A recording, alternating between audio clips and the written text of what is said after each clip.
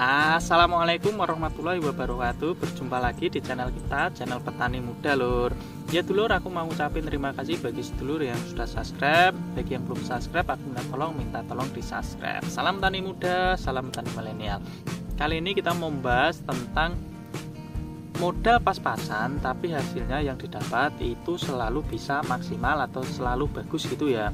Nah, agar kita bisa mengeluarkan modal yang sekiranya itu murah atau yang standar gitu ya, tidak membengkak, itu tentunya kita harus tahu lur ya, apa yang perlu atau yang diperlukan tanaman itu apa saja. Contoh gini, walaupun kita modalnya pas-pasan, itu kita jangan membeli yang atau membeli pestisida yang sekiranya murah semua, itu jangan lur ya.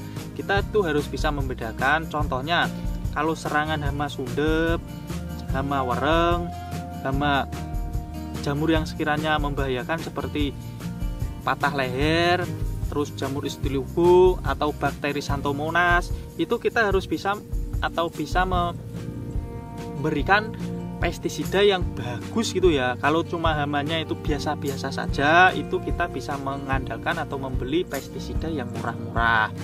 Nah, terus gimana kok modalnya pas-pasan tapi bisa menghasilkan yang maksimal? Itu gini, yang pertama itu penggunaan pestisida, terus nanti yang kedua adalah penggunaan dari nutrisi yang pas atau yang bisa diserap tanaman secara berimbang atau bisa langsung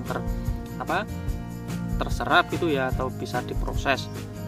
Pertama kita membahasanya di pestisidanya dulu.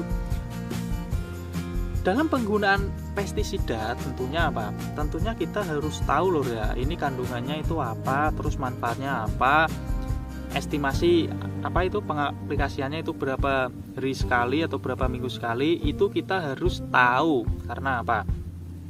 Karena kita biar bisa memprediksi atau bisa melakukan pencegahan gitu lur ya. Contohnya gini, pada saat awal tanam itu penggunaan pestisida ya bisa menggunakan yang biasa. Contohnya kita bisa menggunakan bahan aktif imidacloprid ataupun bahan aktif asfat, ataupun bisa menggunakan bahan aktif fipronil. Itu kisaran usia 1 HST sampai 20 HST. Karena apa? Karena kalau di usia kayak gitu itu biasanya hewan atau hama yang menyerang itu masih kelas biasa ya, seperti apa? Seperti ulat penggulung daun itu toh, yang biasanya disebut lodoh gitu ya kalau di sini bilangnya. Terus bisa juga terjadi serangan hama belalang ataupun orong-orong. Itu biasanya di awal-awal tanam. Jadi kita menggunakan yang biasa itu mampu atau sudah cukup gitu ya. Terus kalau sudah di usia kisaran 20 HST sampai nanti usia 40 HST, itu pestisidanya kalau bisa ya jangan yang murah lur ya. Karena apa? Karena kita memperhitungkan ke depannya, ini sekalian untuk pencegahan yang akan dilakukan ke depan. Contohnya gini, pada saat usia 20 HST itu tanaman sudah mulai rimbun, otomatis nanti kaper atau kupu-kupu putih itu sudah banyak yang menghinggap di lahan kita. Kalau itu tidak ditanggulangi dengan baik, nanti bisa mengakibatkan satu, ulat penggulung daunnya itu bisa membludak, dua, bisa terjadi nanti serangan hama sundep, dan nanti juga bisa terjadi serangan hama wereng. Kalau hama wereng pada saat awal tanam biasa intensitasnya itu masih kecil. Terus apa insektisida yang baik digunakan untuk usia 20 sampai 40 HST? Kalau untuk usia 20 sampai 40 HST ini usahakan menggunakan yang standar atau sekalian bagus, itu tidak masalah. Terus apa contohnya yang bisa digunakan? Untuk contoh yang bisa digunakan itu bisa menggunakan Prevaton kayak gini, Prevaton ya ini. Terus bisa menggunakan Incipio kemarin yang baru kita aplikasikan. Itu juga bisa menggunakan Saporo. Terus juga bisa menggunakan Abasel yang berbahan aktif Abamectin.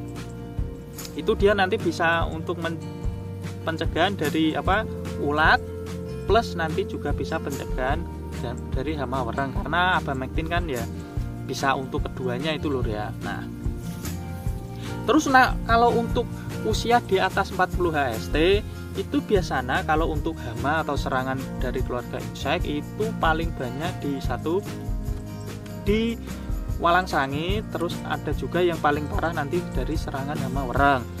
Untuk pencegahan dari hama wereng ini kita menggunakan insektisida yang bagus lur ya. Jangan main-main kalau untuk sudah serangan hama wereng. Karena apa? Kalau hama wereng ini tidak dikendalikan dengan baik dan benar, itu bisa mengakibatkan gagal panen. Seperti halnya tadi serangan hama sundep itu kalau kita tidak menggunakan bahan atau yang pestisida yang bagus itu ya nanti bisa teledor gitu lur ya. Kalau sudah teledor ya kedepannya kita yang rugi sendiri lah ya. Jadi kita sudah tahu penggunaan yang murah itu kapan dan sekiranya yang bagus atau yang standar itu kapan. Kalau untuk wereng tadi belum aku sebutkan ya, itu bisa menggunakan bisa menggunakan Pecalon, terus bisa menggunakan Plenum, juga bisa menggunakan Vestoria. Ini tiga ini itu adalah bahan aktif atau merek dagang yang cukup umum gitu loh ya, dan harganya emang sedikit lebih mahal, tapi kalau untuk pengendalian dari hama wereng itu insya Allah sudah bagus loh itu dari ini tuh ketiganya ini. Kalau yang murah sebenarnya juga bisa tadi ya, seperti imidacloprid itu kan juga bisa untuk pengendalian wereng, tapi kalau intensitasnya masih kecil atau di awal tanam. Tapi kalau sudah mulai masuk 40-an HST ke atas itu alangkah baiknya ya menggunakan yang bagus. Terus jamur dan bakteri, nah itu kita juga harus memperhitungkannya atau memperkirakan loh ya. Kalau sekiranya itu kita bisa menyiapkan apa? Bahan aktif difluconazole ya, itu ya kisaran murah atau kelasnya itu sedengan lur ya kalau cuma satu bahan aktif. Tapi kalau ada ada penambahannya seperti Amistartop itu kan 2 bahan aktif ya, harganya sedikit lebih mahal, tapi ya nggak masalah lur ya. Yang penting itu penggunaan bahan aktif difluconazole itu bisa diaplikasikan ya di usia itu lur ya 40 HST sampai panen itu ya. Itu nanti bisa pencegahan dari patah leher, terus jamur ustiluku dan jamur lain sebagainya, dan juga bisa mengatasi bakteri walaupun tidak 100%. Tidak kalah pentingnya, nah untuk pestisida itu kukira sudah cukup lur ya.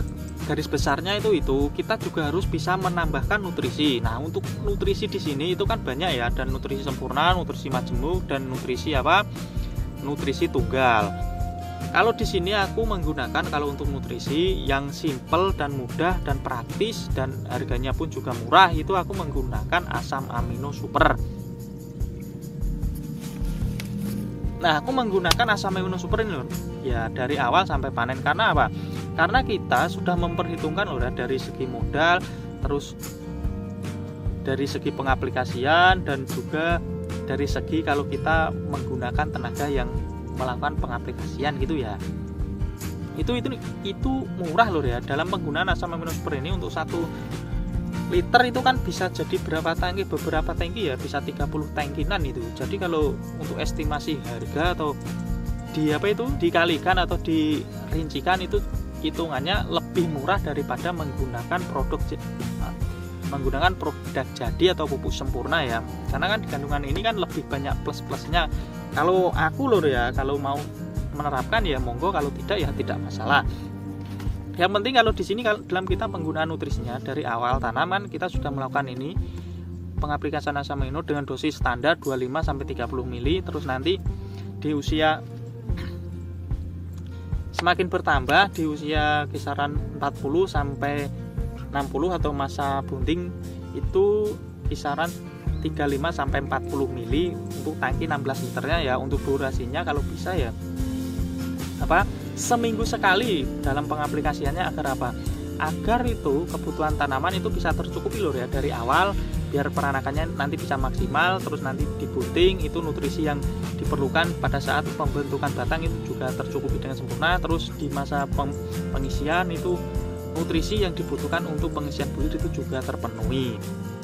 Nah dulur, ini tadi lur ya, modalnya itu sebenarnya ya kalau diperinci itu amat sangat minim lur. Beda dengan yang melakukan penerapan dengan sistem yang konvensional atau sistem biasa gitu ya. Karena kemarin sudah aku rincikan modalnya itu sampai berapa untuk luas lahan 1 hektar. Itu nggak habis 2,5 itu lur untuk luas lahan 1 hektar itu untuk pestisida dan nutrisinya. Nah dulur, aku cukupkan sampai di sini. Bagi sedulur yang belum jelas atau pengen bertanya, tanyakan saja langsung di kolom komentar. Aku cukupkan sampai di sini. Salam tani muda, salam tani milenial. Assalamualaikum.